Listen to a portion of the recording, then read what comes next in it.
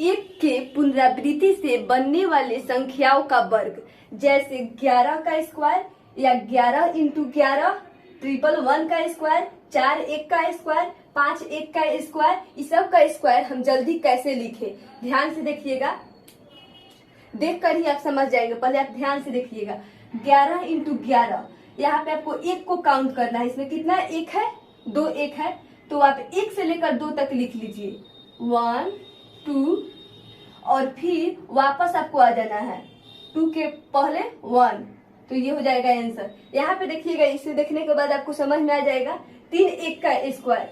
3 1 का स्क्वायर है तो आपको 1 से लेकर पहले 3 तक लिखना है, 1 2 3, और उसके बाद फिर 1 तक आपको वापस आ जाना है, 3 के पहले 2 और फिर 1, यानी कि आपको ऐसे चलना है 1 2 3 2 1।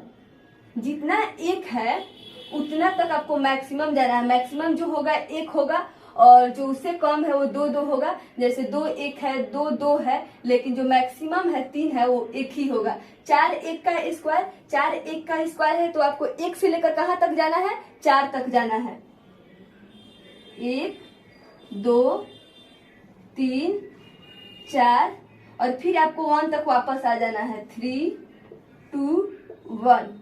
ये हो गया 4 1 का स्क्वायर।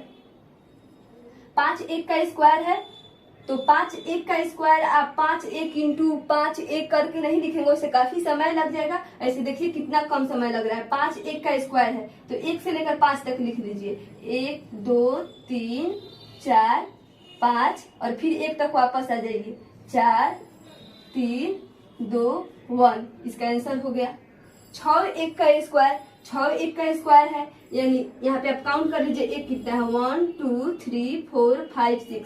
6 1 है तो आपको 1 से लेकर 6 तक जाना है, 1 2 3 4 5 6, और फिर वापस आ जाइए, 5 4 3 2 1। ये हो गया इसका आंसर। 6 1 का स्क्वायर जब आप कैलकुलेशन से कीजिएगा तो इतना आएगा। और यहाँ पे देखिएगा, ये तो स्क्वायर था, 2 1 था, 3 1 का स्क्वायर था, यानी 3 1 इंटू 3 1 था। लेकिन यहाँ पे देखिएगा कभी कभी ऐसा भी क्वेश्चन दे देता है, 2 1 इंटू 3 1 है, यानी कि बराबर नहीं है। यहाँ पे 2 गो 1 है और यहाँ पे 3 1 है। तो इसको ध्यान से देखिएगा आपको कैसे करना है। यहाँ पे भी आपको थोड़ा सा इससे अलग थोड़ा सा समझना है।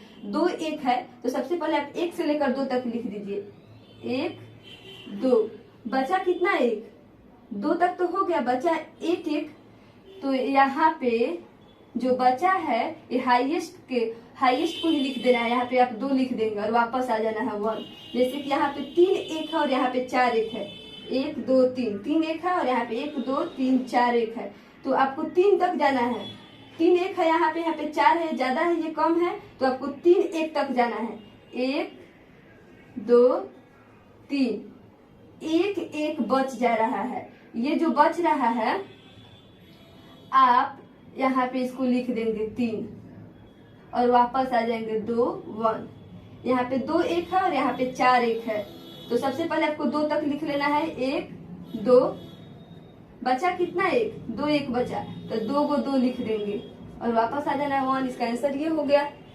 आप समझ रहे हैं ना। इसे एक बार इसे और समझा देते हैं। 3 1 का स्क्वायर है, तीनों एक ही है, 3 1 का स्क्वायर है तो आपको सबसे पहले 1 से लेकर 3 तक लिख लेना है, 1 2 3, और वापस 1 तक आ जाना है, 2 1। ये 3 1 का स्क्वायर हो गया।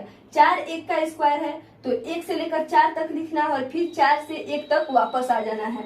और जो अलग अलग होगा, अगर 2 1 है और 3 1 है, अलग अलग है, तो आप जो कम है उसको आप पहले लिख लेंगे। 2 गो 1 है तो 1 से लेकर 2 तक जाना है, 1 लिख दिए, 2 लिख दिए, बचा कितना 1 1 बच रहा है, तो ये जो लिखेंगे यहाँ पे उसी को यहाँ पे फिर से लिख देना है और वापस आ जाना है। यहाँ पे 4 1 है और यहाँ पे 3 1 है, तो आपको 3 तक पहले लिख लेना है, 1 2 3, बचा कितना 1 1 बच गया है, तो आपको इसी 3 को यहाँ पे लिख देना है और वापस आ जाना है। यहाँ पे 2 1 है और यहाँ पे 4 1 है, तो सबसे पहले आप 2 तक जाइए, 1 2, बचा कितना 2, कितना 1 बचा, 2 1 बचा, तो आपको 2 2 लिख देना है और एक वापस आ जाना है। ये एक के पुनरावृत्ति से बनने वाली संख्याओं का गुना तथा वर्ग है। ये आप समझ गए होंगे। ये दूसरा टेक्निक था। चलिए अब हम तीसरा टेक्निक देखते हैं।